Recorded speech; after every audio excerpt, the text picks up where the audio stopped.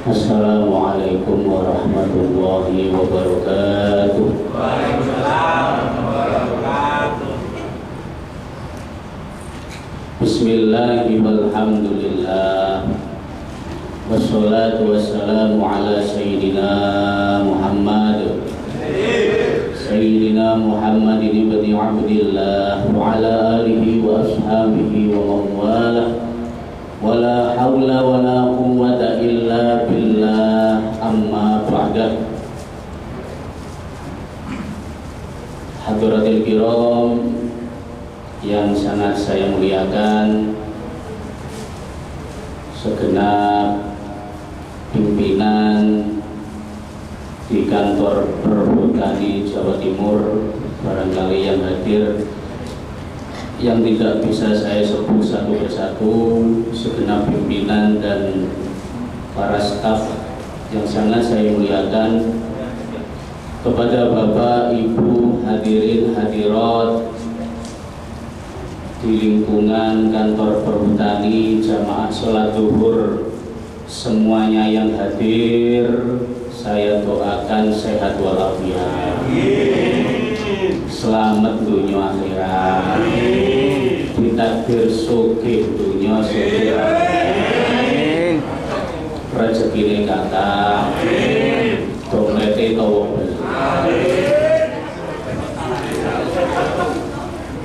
perkara terbeli dompet diganti watu kang ngurus.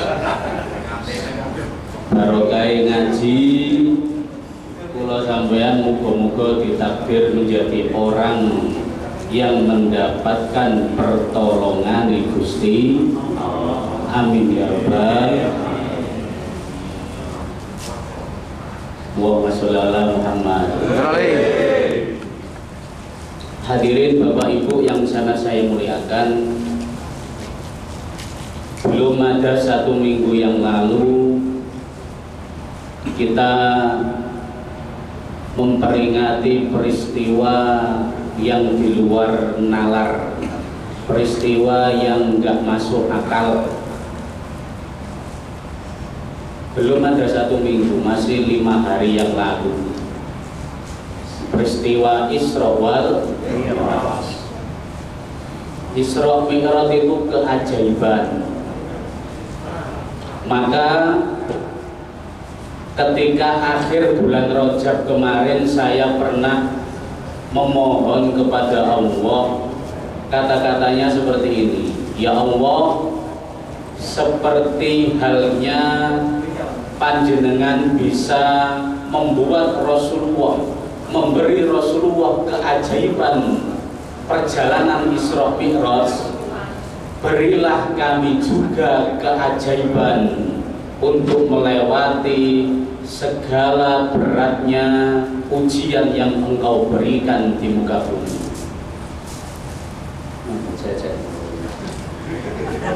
Rokok ibu nih.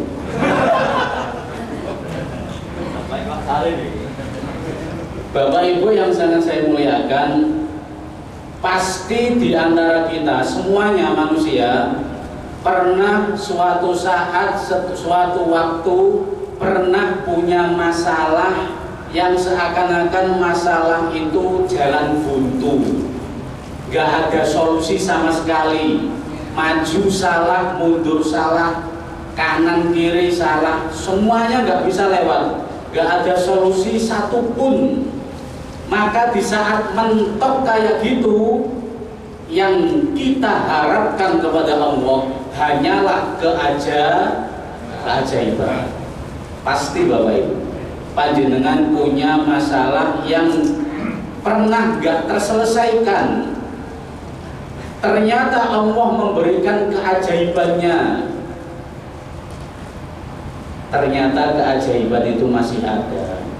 Makanya panjenengan ketika punya masalah, kalau masih punya Allah, insya Allah kita masih bisa vertikal ya. Kanan kiri nggak bisa, depan belakang nggak bisa, kita hanya bisa vertikal. Maka dengan vertikal akan dapat pertolongan keajaiban itu. Bahkan mungkin saat ini di antara kita masih punya masalah yang belum selesai, Masya Allah. kita harapkan keajaiban pada Allah. Seperti halnya keajaiban Isra Mi'raj. Allah bisa memperjalankan hambanya kayak gitu. Apalagi cuma masalah kita yang bagi Allah sangat sepele. Bagaimana nggak ajaib? Wong perjalanan darat itu minal Masjidil Haram ilal Masjidil Aqsa. Masjidil Haram itu di Makkahul Mukarramah, Masjidil Aqsa itu di Palestina. Ada yang tahu jaraknya Mekah ke Palestina itu berapa kilo? Pernah baca buku? Kalau nggak salah jaraknya itu 1250 kilometer. Mekah ke Palestina sangat jauh. Perjalanan ribuan kilometer perjalanan darat itu hanya ditempuh sekian detik oleh Rasulullah. Kok bisa ya? Bisa. Panjenengan tahu kendaraan yang mengantarkan Rasul ketika Isra itu naik apa beliau? Burak. Buruk. Buruk itu terbuat dari apa, Bapak-bapak? Makhluk yang namanya buruk itu terbuat dari apa? Kalau manusia kan terbuat dari tanah. Kalau demit, iblis, setan, jin, iblis itu terbuat dari api. Lek malaikat itu terbuat dari cahaya. Buruk terbuat dari apa? Cahaya juga. Buruk itu terbuat dari cahaya. Pernah ingat pelajaran ilmu fisika, kecepatan cahaya itu berapa? Setiap sekian detik bisa menempuh jarak berapa kilometer? 300.000 ya? Sekitar itulah. 1 detik cahaya itu bisa melampaui jarak 300.000 kilometer. Maka bagi malaikat keliling dunia ini dalam hitungan detik bisa apa enggak? Sangat bisa, sangat bisa. Maka jangan heran kalau malaikat Israel setelah mencabut nyawa orang Surabaya bisa mencabut nyawa orang Arab, bisa mencabut nyawa orang Amerika, karena dia bisa berpindah tempat hanya dalam sekian detik. Belum lagi anak buahnya Israel banyak sekali. Tuh. Maka malaikat yang terbuat dari cahaya itu bisa pindah tempat. Buruk pun kayak gitu, mengantarkan Rasulullah. Kok 300.000? Jaraknya Mekah ke Palestina hanya 1.250 km. Berarti sepersekian detik pindah dari Mekah ke Palestina. Masya Allah. Maka Palestina itu bukan kota main-main. Itu kita kenal dengan Baitul Maqdis. Orang mengatakan Al-Quds, yang sekarang banyak orang menderita dibomnya sampai Israel. Nah, kalau kita melihat masalah saudara kita yang ada di Baitul Maqdis di Palestina sana dibandingkan dengan masalah kita yang ada di Indonesia, beratan mana kira-kira? Wah, nggak ada secuil kukunya mereka, Pak. Mereka itu sholat nggak tenang. Bahkan para ustadz, para syekh di sana, jangankan ngaji tenang kayak gini, khutbah Jumat itu khawatir kena tembak. Jumatan wedi dibom. Mereka nggak tenang. Kita di Indonesia ini sudah negara aman, tentram, damai. Jangan ganggu kedaulatan Republik ini. Iki wis tenang. Kalau negara nggak tenang, nggak mungkin kita bisa ngaji seperti ini. Betul apa enggak?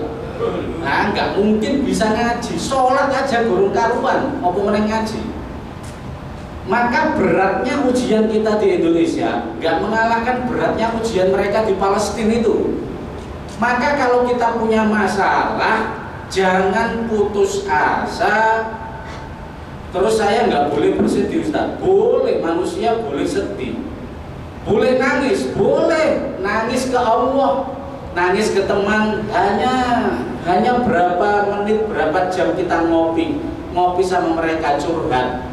Tapi yang terpenting itu nangis ke Allah, mengharapkan keajaiban. Tolong saya ya Allah, yang bisa nolong saya cuma jenengan, nggak ada yang lain. Teman hanya bisa ngasih solusi, saudara hanya bisa ngasih jalan keluar, itu pun belum bisa kita lakukan. Tapi kalau Allah sudah kun fayakun, maka segala sesuatu tidak ada yang mustahil untuk beres. Maka ujian kita nggak akan seberat mereka. Ujian kalau sampai niki apa sih? Paling ujiane sikile abot kena asam aurat. Wis ngono ae ujiane paling. Ujiane paling duwe anak nakal, dikongkon tuku rokok lho. Le, bapak tukono rokok tak kei duwe 5.000. Ala Pak budalo dhewe tak kei 10.000 ya. Iku anak iku nduwablek nakal. Paling ujian kita kayak gitu aja. Terus mungkin kita diuji punya masalah apa, tapi nggak seberat masalah orang Palestina. Ono sing diuji ku Masya Allah, jabatannya tinggi, uangnya banyak, tapi duwe bojo ku nyumoco TKR. Wonten apa boten? Ya Allah, barokah ngaji siang ini sing duwe bojo nyocot, mulai teko kene tak dongakno bojone tambah. Tuh. Tambah nyocot. Ya tambah sayang, rumah tangganya bahagia. Amin ya Rabbal alamin. Jadi Palestina itu bukan kota sembarangan, tempat Isra-nya Nabi, perjalanan darat.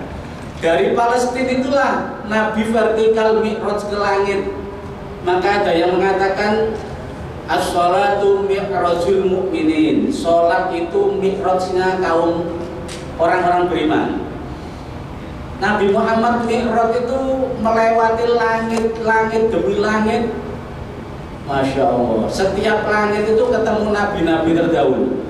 Langit pertama ketemu Nabi Adam, di langit kedua ketemu Nabi Idris, langit ketiga lali aku papat lali limo lali, keenam ketemu Nabi Musa alaihi salam, ketujuh ketemu Nabi Ibrahim alaihi salam. Di situ malaikat Jibril berhenti.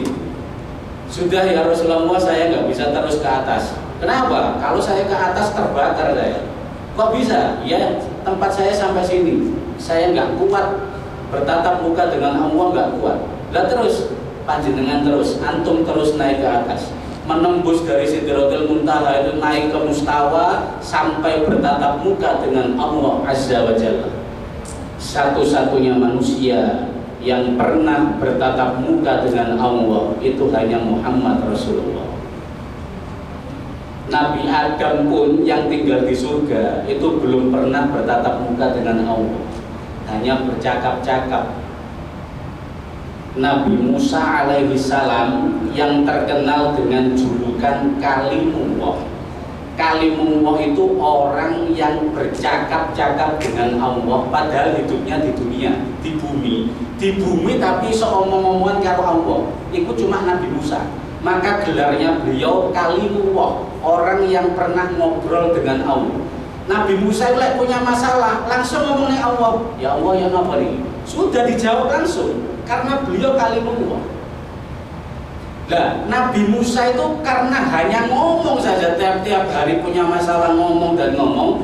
Nabi Musa akhirnya minta ke Allah, ya Allah, kula niki ngomong tapi nggak ketok wajah jenengan. Saya ingin menyaksikan wajah jenengan, tolong ya Allah. Betul kamu ingin melihat wajah saya? Iya betul, saya kepingin melihat wajah panjenengan. Naiklah kamu ke Bukit Tursina. Maka Nabi Musa naik ke Bukit Tursina. Di bukit itu setelah ngobrol sama Allah, Allah mau menampakkan wajahnya. Apa yang terjadi? Belum kelihatan wajah Allah, masih cahaya yang maha dahsyat. Masih cahayanya Allah, Nabi Musa melihat gak kuat, terpental geblak. Itu Nabi Musa, Nabi yang terkenal perkasa itu kan Nabi Musa. Di antara 25 Nabi itu yang terkenal paling perkasa itu Nabi Musa. Nabi Musa itu ngantem satu orang, ngantem satu pukulan, mati pasti diantem. Saking kuatnya Nabi Musa. Nabi yang perkasa kayak gitu, Nabi yang sudah bergelar Kalimullah kayak gitu, melihat wajah Allah itu enggak kuat. Bayangkan kita yang punya banyak dosa ini, Pak. Ya Allah. Maka Rasulullah ketika peristiwa itu enggak hanya ngobrol, langsung tatap muka dengan Zat Maha Pencipta. Maka kalau ada orang Islam yang ketika ibadah, sholat, ya Allah saya ingin masuk surga, jauhkan saya dari neraka, itu doa bagus, tapi itu doanya orang biasa, Pak. Doanya orang awam. Kita ingin masuk surga, kita tahu dan kita sepakat surga itu tempat yang indah. Tapi jenengan juga tahu yang menciptakan surga itu siapa? Allah yang menciptakan surga. Kalau surga itu indah, maka Allah adalah zat yang maha indah. Maka dalam Islam, kenikmatan tertinggi bagi orang nanti di akhirat bukan masuk surga, tapi kenikmatan tertinggi adalah berjumpa dengan Allah, zat yang menciptakan kita semua. Masuk surga itu nikmat, tapi penduduk surga itu masih ada kesedihan dan ada yang mengeluh. Mengeluh apa? Ya Allah, saya sudah di surga, saya ingin berjumpa Engkau ya Allah. Itu enggak semua orang dikabulkan, Pak, ketika di surga ketemu Allah. Hanya segelintir manusia dan para nabi, para rasul, para wali. Kalau orang-orang yang banyak dosa kayak kita, ya Allah, kalau ketemu nanti Allah di akhirat, itu subhanallah, spesialisasi dan benar-benar karomah yang diberikan Allah pada kita. Masuk surga itu yang nikmatnya kayak gitu. Penduduk surga itu masih mengeluh, saya ingin ketemu jenengan ya Allah. Ada yang dikabulkan dan banyak yang enggak. Jadi kenikmatan tertinggi dalam Islam itu bukan surga, tapi Allah. Dan panjenengan tahu, masuk surga itu, mungkin jenengan juga bisa jawab, kita masuk surga itu karena pahala